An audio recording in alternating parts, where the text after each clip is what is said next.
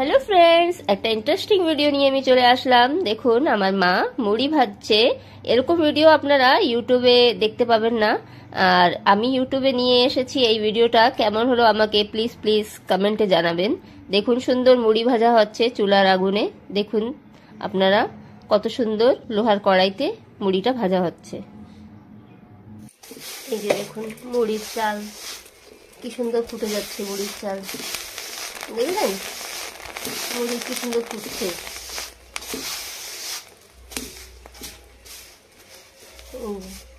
সুন্দর মুড়ি রাখা হচ্ছে বস্তায়, পাটের বস্তায়। পাটের বস্তাটা মেন, পাটের বস্তায় মুড়ি রাখলে ভালো, সুন্দর ফুরফুরে থাকবে না। এই যে বন্ধুরা মুড়ির চাল দেখুন, এই যে আগে রোদে দিতে হবে এই মুড়ির চাল। দেখুন কি সুন্দর মুড়ি ভাজা হচ্ছে। এই যে আজকাল কিন্তু এরকম মুড়ি ভাজা দেখাই যায় না, সবাই বাজার দিয়েই কিনে নিয়ে আসে মুড়ি। ঠিক আছে বন্ধুরা, এই যে চুলা আমার মা বানিয়েছে।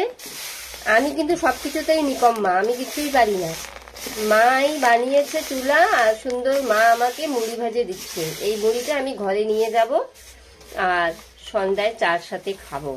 দেখুন মুড়িটা দেখুন, আমি দেখাচ্ছি। এই যে দারুণ মুড়ি হয়েছে। একটু আগুন একটু বেশি তাপ ছিল, তাই একটু মুড়িটা লাল লাল হয়ে গেছে। দেখুন কত সুন্দর মুড়ি, দেখেছেন? এই যে আরো দেখাচ্ছি, গরম মুড়ি, গরম গরম গরম গরম মুড়ি। দেখুন এতগুলো মুড়ি ভাজা হয়েছে। মুড়ি কিন্তু পাটের বস্তাতেই রাখবেন, তাইলেই ফুরফুরা থাকবে মুড়ি। এই যে দেখুন কতগুলো মুড়ি, কি সুন্দর মা ভেজেছে। একদম সুন্দর ফুটেছে মুড়ি, আর সুন্দর ফুলেছে। মুড়ির চাল আগে শুকাতে দেওয়ার আগে ভালো করে চাল মেখে নিতে হবে আপনার, লবণ দিয়ে ভালো করে মেখে নিতে হবে, একটুখানি জল দিয়ে। তারপর রোদে দিয়ে ভালো করে, রোদের তাপটা মুড়ির চালে যেন লাগে, তাইলেই কিন্তু মুড়িটা সুন্দর ভাজা হবে। দেখুন কত সুন্দর মুড়ি। 1 কেজি চাল, কিন্তু 1 কেজি চালে এতগুলো মুড়ি হলো। এই যে এখন মা এই চালনি দিয়ে চেলে দেবে। দেখুন এরকম চালনি দিয়ে মুড়িটা চেলে দেবে, তাহলে ধুল, আপনার যে ধুল থাকবে, বালু থাকবে, সেটা নিচে পড়ে যাবে।